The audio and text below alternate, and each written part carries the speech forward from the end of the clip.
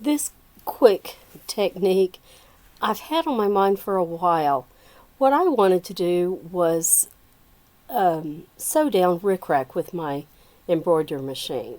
So I haven't actually tested it and felt like it would work.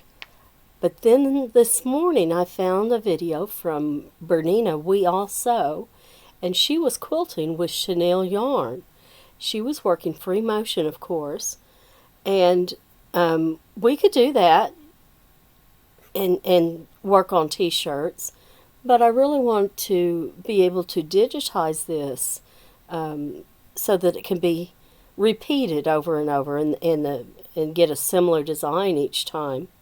So I've started with just a very simple shape, and I want to look at my properties.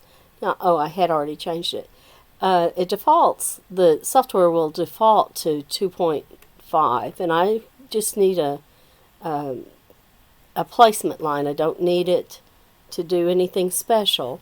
So now I don't need the variable run.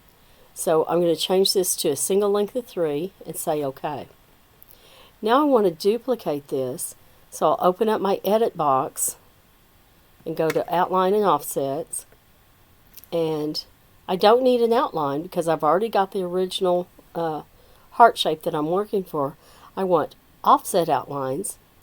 I don't have my yarn yet, but I'm guessing perhaps it'll be about 4 millimeters wide. So the thing to do when you buy your yarn for your design, kind of measure it across and see how it's going to fill in nicely, so that you can get them spaced for as much fill as you'd like to have on the garment. I'm going to do an offset count of 5. I just need a single run, and the color is fine. I need a border on the outside, and I want crisp corners so the cleft of that heart is nice and sharp. I don't need to include holes, and I'll say OK. And the software beautifully puts my designs in place. I want to change this to the same color. Now, as I'm working, right now it says Design 2, but you'll want to title it and hang on to it. So we'll do File, Save As, and I'm just going to write CGNILL, Heart Test. I have someone that will test this for me later today if I get it ready. And I'm going to take a nap. So anyway, so I have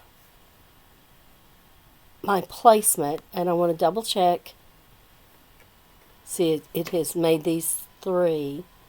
I really want those to stay at 3.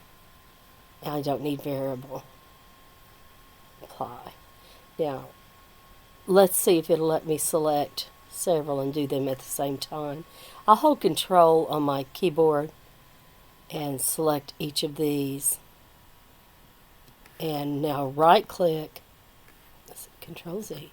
I'll right click to get my properties, and let's just change them all. It did let me select several at the same time. I don't want the variable. Apply. OK. Alright, that'll be my placement line. What she was doing in free motion was she was holding her fingers really close. She had a foot on, so she was protected.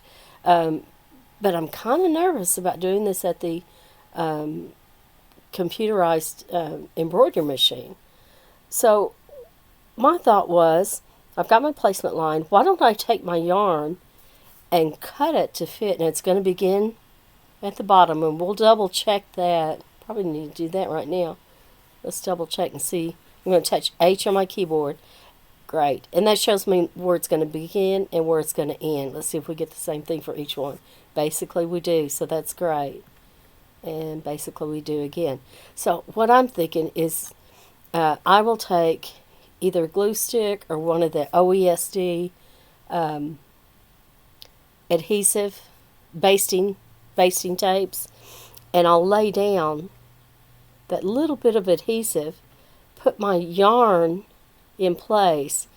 And what I'm thinking is that I want to stop between each one. I don't want to lay down all my yarn at once for a test. Now, it might be that this works well enough that you'd be able to do your placement, then do all of your gluing, and cut and put your yarn down in place, and then it would just sew on top of it.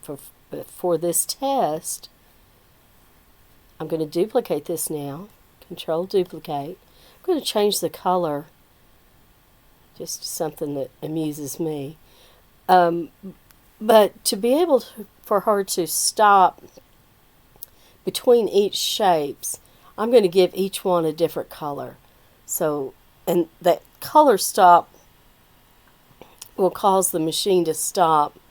At her machine, she'll actually put in like applique stop so that she could go in and easily place her yarn for each row.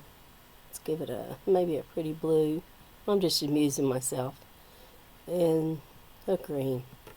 Okay, so that's going to do a color stop between each one. Now what I really should have done before I separated them out was change the properties, but we'll get it now.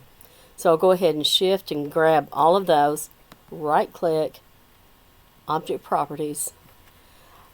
This time I want to go with a triple, and notice that it defaults to 2.5, but I want 3 millimeter. I don't want the variable, and apply and OK.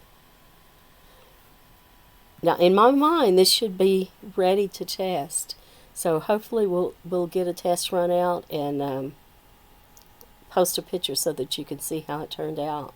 And then from there I'll tweak it, and you may hear from me again on this subject.